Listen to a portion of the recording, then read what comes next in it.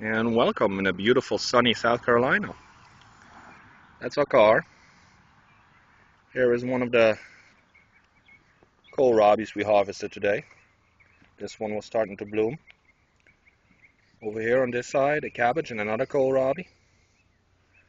Our smallest cabbage, 10 pounds. Wasn't going to get any bigger. Here's our patch. Mighty dry. In the back there, Tina working on a little tomato greenhouse.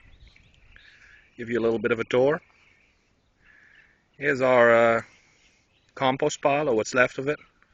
Dry on the outside, wet on the inside. We will use this for smaller vegetables and maybe a little bit for the pumpkins later on. Here's some onions, garlic, and weeds. It's time to weed. Here's some more onions and garlic, some carrots in the background there too. Here's some giant onions that I had as a backup for the onions I grow at home. Here's some garden blanket I used when it was freezing. Here's a little potato bed we're playing around with, some peas. Here's one of our big cabbages. Here's our biggest one. I'm probably going to have to harvest it today, then along with the weeds. Here's our biggest kohlrabi. It's almost time for this one to come out. It's about the size of, well, I'd say a soccer ball, but I'm biased. Once again, our cabbage, cabbages. First time we grew these, and they were a lot of fun. All right, let's move through the patch. Needs a couple more amendments based on our soil test, so we're not quite done and not quite ready for the melons and the pumpkins yet, but we're getting there.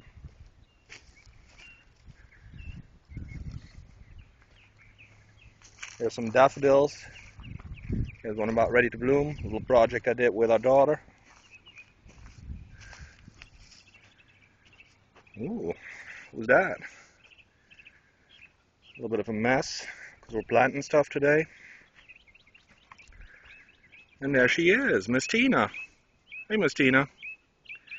Miss Tina is planting some companion plants today.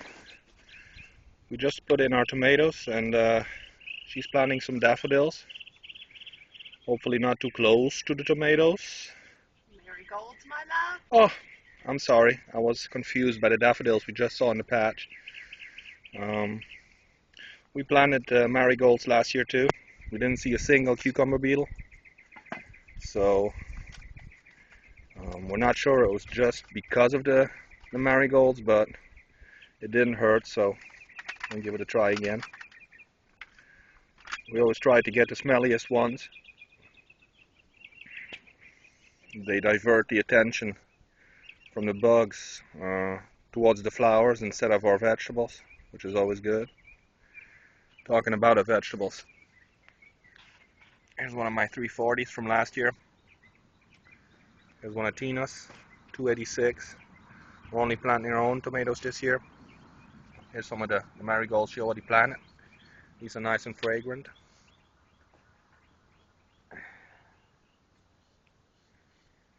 Miss Tina in action in the garden. It's pretty warm today. It's 86, but in midsummer 86 is a cool day, so we're kind of enjoying this. As we go towards April and May, temperatures will go up, and once we're in the 90s, we're not going to go out until the end of September. So we're enjoying the spring weather tremendously. We'll take a quick look around while Tina's planting these marigolds. This is our patch from the other side.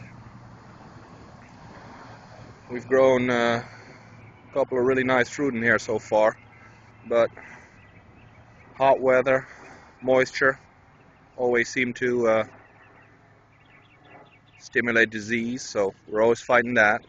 Last year we solarized the soil, we put plastic over it for a month. We might do it again, we might not, I'm not sure.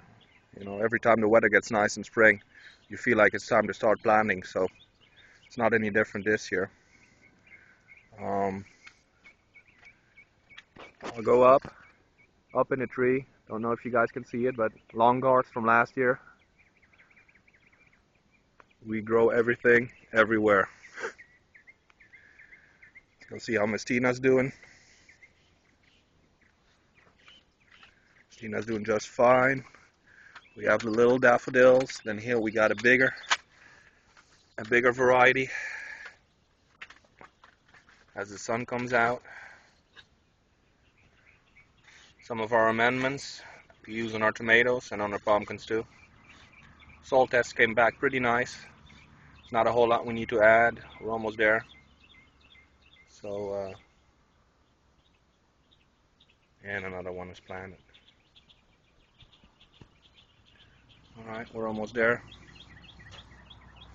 Give you a look around and where we grow. Excuse me, Miss Tina.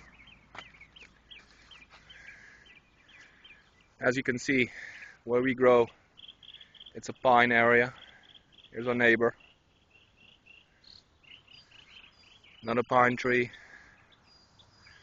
It's not our land, but the lady lives there, lets us grow here. We're happy with that. As you can see, we have a lot of pine trees, which makes our soil naturally sandy and acidic. Perfect for pine.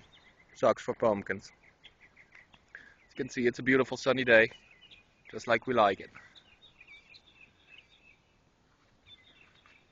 And the only thing that's really left is to give our plant somewhat of a watering. First watering of the year. We'll add a little bit of fish to the water.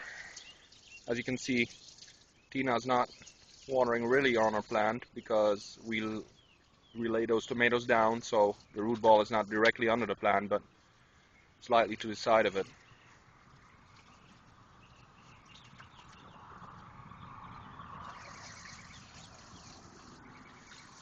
Tina, how big is your tomato going to be this year? 5 pounds. 5 pounds. I was aiming for 4, but Miss Tina is ambitious. You go, girl.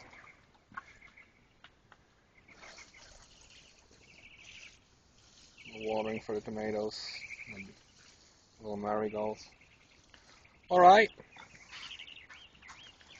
That's Tina's first gardening action of the year. She's been cooking a lot, but it's slowly time to get in pumpkin mode. All that's left is to finish up this piece of land, and then in about a month and a half, we might start on the melons. Pumpkins will go in not until May, so we're ready to make it happen. We'll keep you guys updated as we go with the tomatoes and with the pumpkins and the melons, and all I can say is good luck to everybody and have fun. South Carolina over and out.